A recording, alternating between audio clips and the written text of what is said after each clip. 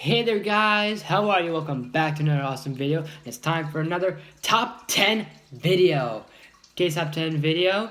Since Valentine's Day is around the corner, let's go into the top 10 fictional couples. So, for this list, we're going to look at fiction's most romantic, most adorable couple, most emotional couple there is. Or at least in my opinion, these are the ones that I like the most. If there's any that are not on here, let me know in the comments. Let me know your suggestions. What are your sort of favorite couples? But it could be anything from cartoons to TV shows, to live action, to movies, to comics, to video games, all that and many more.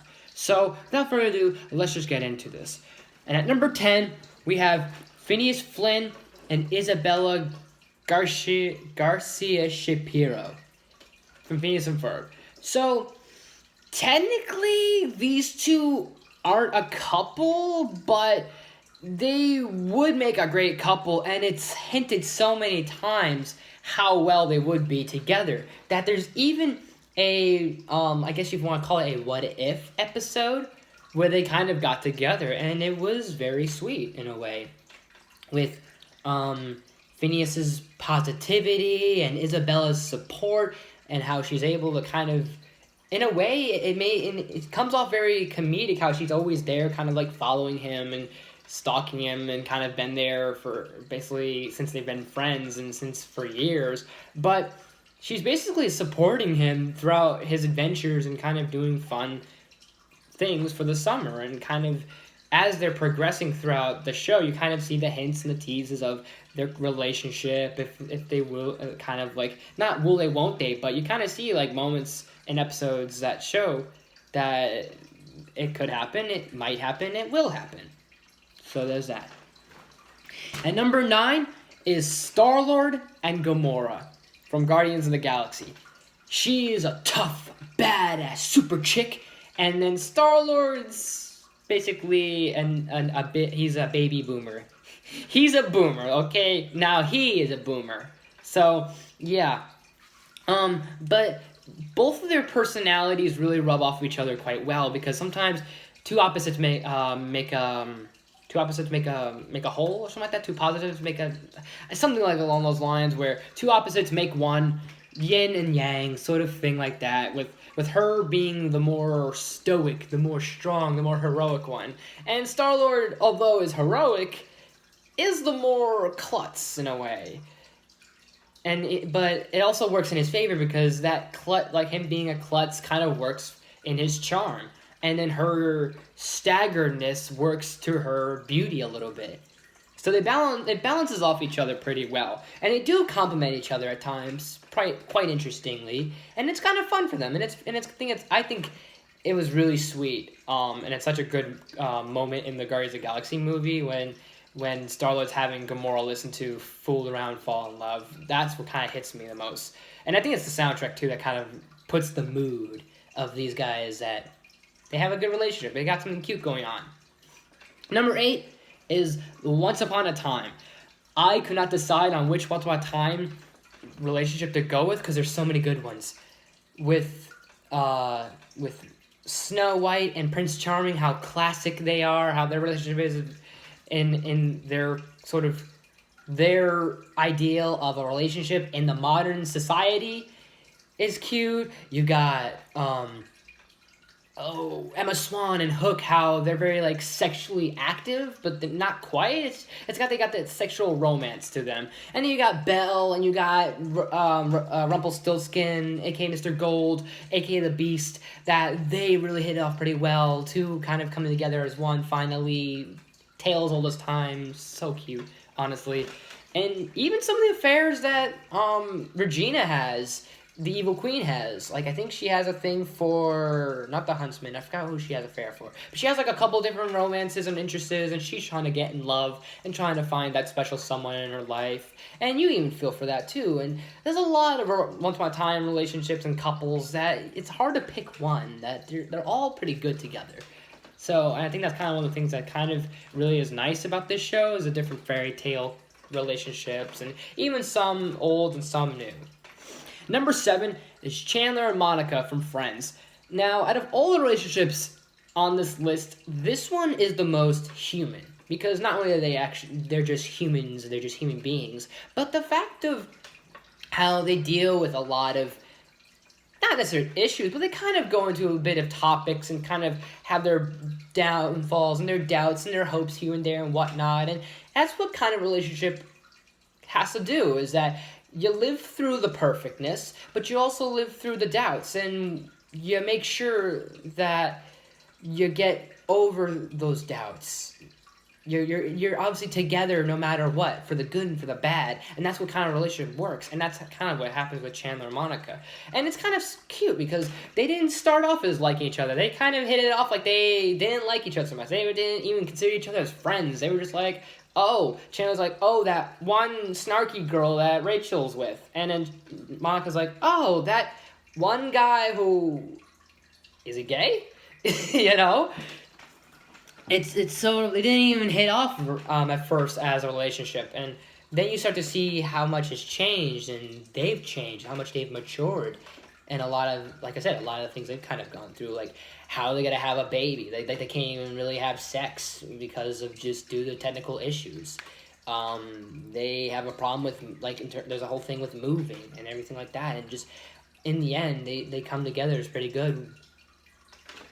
At number 6 is Jack and Sally / Batman and Catwoman. 2 really good Tim Burton couples. But one that's more all Tim Burton, the other that's kind of got one Tim Burton movie. Actually, 2. But anyways, let's go into Jack and Sally. So, they don't, like with Phineas and Isabella, they don't start off as a couple. But you really start to realize how much they do care about each other by the end. And sure, there's not a lot about their relationship, but once that moment hits, when they, like, lock eyes, they look at each other, and they have this really nice sentimental moment, it's so, like, not heartbreaking, but jerking to have them, like, you're sitting there like, oh my gosh, they're, like, these are two, you want to hook up. And they hook up, and it's very not bittersweet, it's simple sweet. And how it's really put together so well with the moment of how they basically communicate from them kind of just being distant people to now we're simply meant to be, that you were that one missing person. And Jack and Sally kind of at the beginning of the movie felt like they had something missing, but it could have been, if we maybe look deep enough, these two could have been the ones that they were looking for. Not something, but someone. So, boom. But it's just really amazing. And Nightmare Before Christmas was really awesome.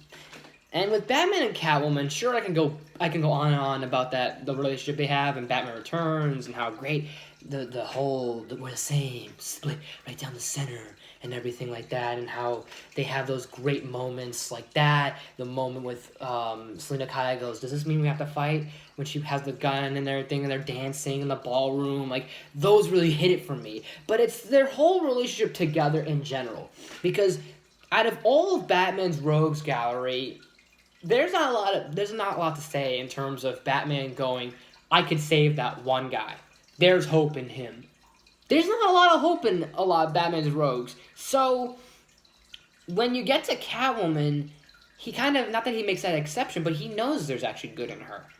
Like, there's a lot more good in her than any of Batman's rogues, whether it be Two-Face or Penguin or even Joker. There's more humanity left in Catwoman, and there's more good left in her than any other character there is in the Batman lore, in terms of the bad guys, if you will. And she's not even really a bad guy. She's kind of like an anti-hero. So it's kind of cute whenever she's like, oh, I'll play with you, Bruce, or I'll play against you. Like, she doesn't work like a wild card, but she basically plays at her own pace. And it really seals it up perfectly, the fact that they got married and basically Bruce popped the question. Alright, we're moving down to a final 5 of my list. And at number 5 is Robin and Starfire and Robin and Batgirl. I can never, whenever it comes to Robin relationships or slash Nightwing relationships, I can never decide if I like Robin and Starfire more or if I like Robin and Batgirl more. Because they're both so adorable. It's so good. Because you have Robin and Starfire from the Teen Titans and how very just, like, it's not really a build-up, but in a way it kind of is, because throughout the show, it's sort of like with Phoenix and Isabella, they kind of have this tease of that will they, won't they really bounce off each other pretty well, they work, like, pretty good as a team, two, like, co-leaders working together, even in the comics, even in animated movies and other stuff like that, in video games, but it's in Teen Titans, the good Teen Titans show, that you see their, like, the sparks fly, you see them connect, and that by the point in the movie Trouble in Tokyo, they explore that more and how they kind of have this situation of, like, can this be a problem? Because that's kind of the things you gotta have to ask, especially in a superhero relationship, is can this relationship work? Because whether you're the superhero or you're the damsel, or not the damsel, let's not put damsel. Let's say you're the regular person and you're the superhero, and you're worried about if that's gonna work. But imagine the fact that you're the superhero and your significant other is also the superhero. So sure, that works perfectly because, hey, you guys got superpowers, you can work together and work like a team, obviously. But you also got to think, like, the fact of the danger of it and how risky that can be. But they decide that it can work in the end, and that's what's kind of really perfect. And that's the best way to describe Robin and Starfire. Robin and Batgirl's kind of the same thing, except Robin's kind of had this big old crush on Batgirl for a while. And the fact that until he was Nightwing, and then they got older, and they got married, and they had kids. That's kind of like sure, your basic, like, family, like, couple, like, goals, but it's kind of more. It's really cool to kind of see that in a superhero, because it's like a super family, like the Incredibles almost in a way. And just how they work off each other is really adorable. Like, when you see the banter between the two of them, even when Batgirl wasn't even Barbara Gordon, when she wasn't even Batgirl, when she was Oracle, it was great how they bounce off each other. She was in his earpiece telling him where to go, and kind of like they're bantering off each other. It's so cute.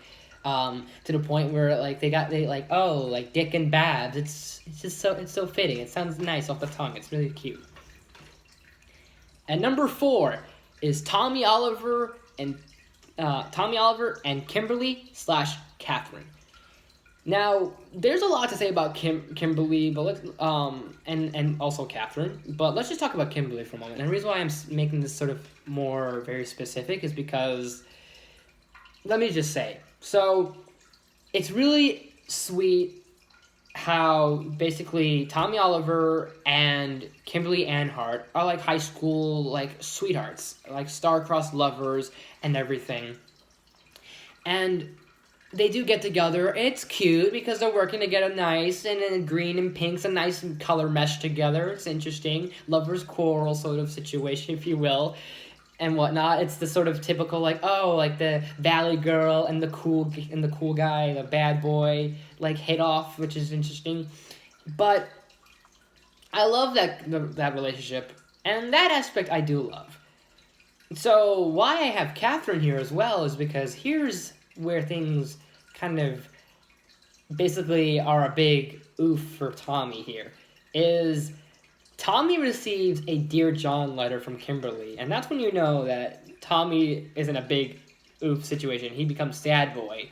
So poor sad boy here. He wanted the relationship to go off. He wanted the relationship to go so well for him and Kimberly. He waited and waited, and he was a good boy because people trash on the fact that, oh, Tommy and Jason and Kimberly were better, but this dude was a loyal man. He was waiting to be her knight in shining armor, and that's how well Tommy was.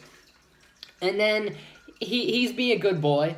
And then good boy becomes sad boy because the fact that basically a Dear John letter means, like, it's not you, it's me, and we can't work this out, and I need to break up sort of situation. So that's what a Dear John letter is, kind of ish, not quite, but basically saying can never happen.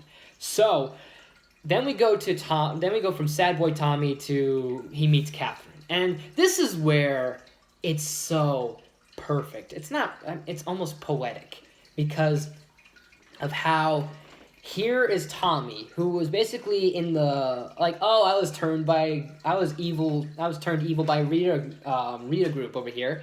And then Catherine's like, oh yeah, that was me too. Like, I was turned into, like, this weird, like, cat thing, whatever, cat monster during Zeo. So when they find out that, oh my gosh, you were under the turn evil Rita group, yeah, I was. It sounds funny it sounds silly and stupid how I just put it, but that's kind of how it happened. And it's very cheesy, yeah, but I feel like Catherine really made Tommy a better person. And even Tommy made Catherine a better person. Because they basically were there to support each other through battle and through their high school relationship, through their high school life. Number 3 is Aladdin and Jasmine. Talk about a pretty iconic couple in terms of Disney goes, because there's a lot of Disney princes and princesses like Ariel, Eric, Belle, and Beast, Rapunzel, and Flynn Rider.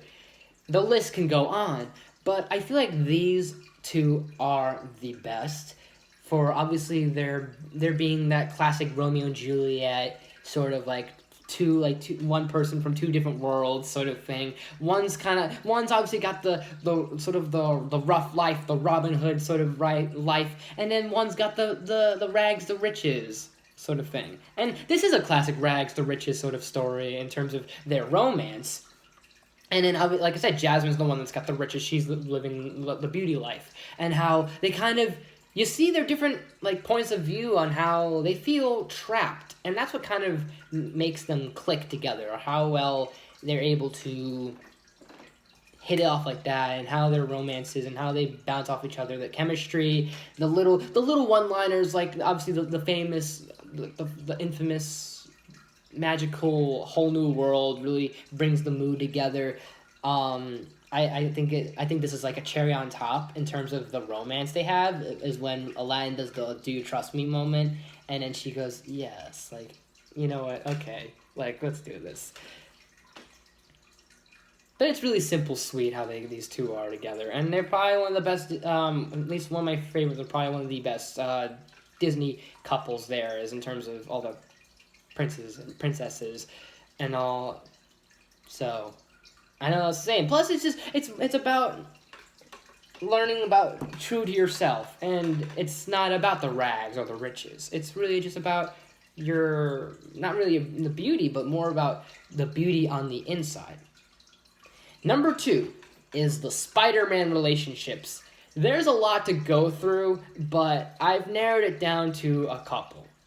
Because Peter Parker, for someone who's the typical classic nerd, he's the guy that you look at and you're like, he's not gonna get laid. But he gets laid a lot. It's kind of funny.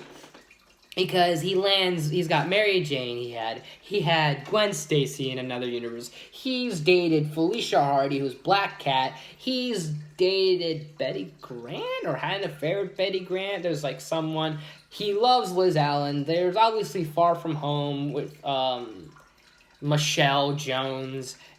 So there's a lot to really narrow down. But all of those are really the most romantic. But I think the best 3 to say in terms of Spidey's relationship is his relationship he's had with Mary Jane, the relationship he's had with Black Cat, and the relationship he's had with MJ.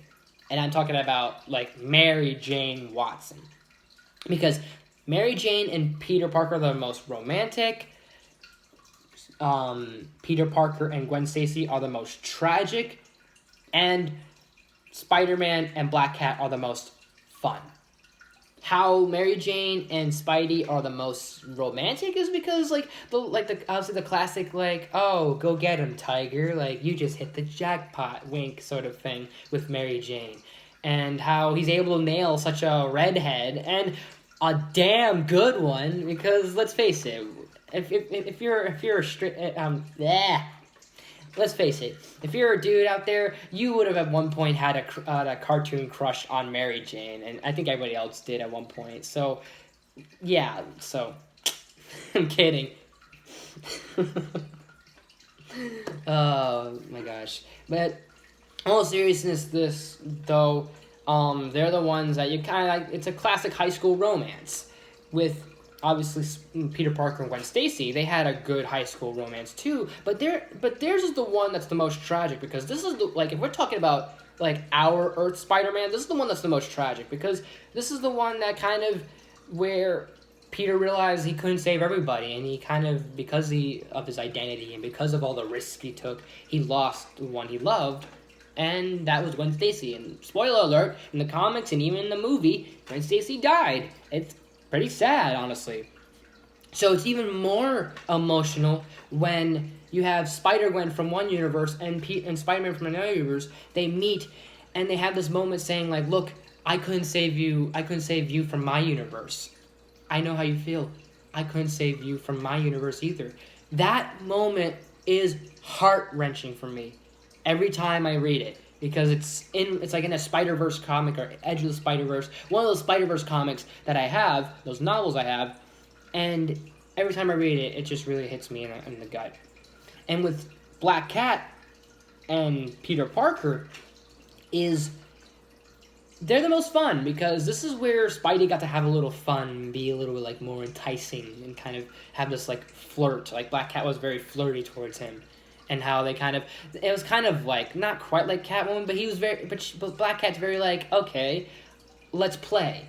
Like, she works like a cat. Like, okay, I'll do something with you over here, and then I'll be over here elsewhere. So, like, kind of that sort of, not split down the center sort of situation, but in a kind of sense, sort of. Not quite, but sort of. But they're the most fun. They're the most, like, they're very, like, Black Cat's very enticing to him. And they are romantic, they are very passionate, don't get me wrong, but they're the most fun in a very well sense. Now before I unveil my number one pick, here are a few honorable mentions. Shrek and Fiona.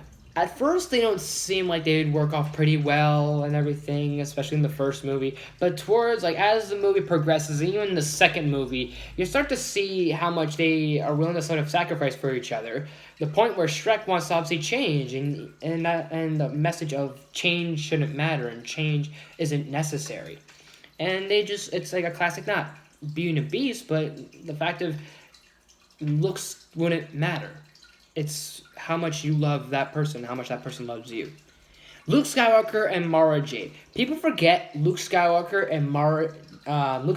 landed a really sweet, badass chick who was a Sith Lord and rogue agent who worked for the Emperor and was a bounty hunter. And the fact that he was able to basically get Mara to join the light side is really awesome for him, because here's Luke, alone by himself. He doesn't have a significant other, and he gets this really sweet Jedi girl, and they have Jedi, like, basically, like, Jedi love, and they have kids. They have a great family together, a very powerful foundation of the Skywalker family.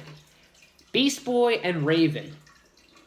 I really like Beast Boy and Tara and how well they complement each other, but I like this relationship better, Beast Boy and Raven, because this is a classic Teen Titans relationship, and not only that, but the fact of these two really bring out each other better. Not only because of they're able to, like, make each other better, where, like, Beast Boy's able to cope and sort of bring out Raven's better side and make her happy and make her feel better, and Raven's able to kind of bring out this more serious, emotional, like, passionate, less energetic Beast Boy, because Beast Boy is known for being the big, like, rowdy, energetic person, and Raven's the very soft tone person who's very isolated. So how well they really bring out the best in each other is amazing. Simba and Nala. Classic Lion King. The romance between these two is very Shakespearean-like, especially the fact that since this is obviously influential from Hamlet. Kovu and Kiara. So, another classic Shakespearean love. So, with the first Lion King being sort of like Hamlet, and then Kovu and Kiara from Lion King 2 being like Romeo and Juliet, and how they're from two different worlds, and the message of love will always find a way. Carl and Ellie. This is real human love right here. Well, not real human love here, but this is basically human goals right here in terms of a non-fiction relationship for us, because this is obviously something people would want to basically find that one person they want to be with, whether it's their best friend or not, be with that person for the rest of their lives to the point where they want to grow old, and especially how this ends and how their relationship goes. And you guys know where I'm going with this, the whole big adventure, going out there and all that other stuff, and that's human love right there for you. Wally and Eve, another classic sort of situation of one's different from the other, but they really bring out, and how they're able to bring out the best in each other. And obviously the really sweet moment when they're flying in space together.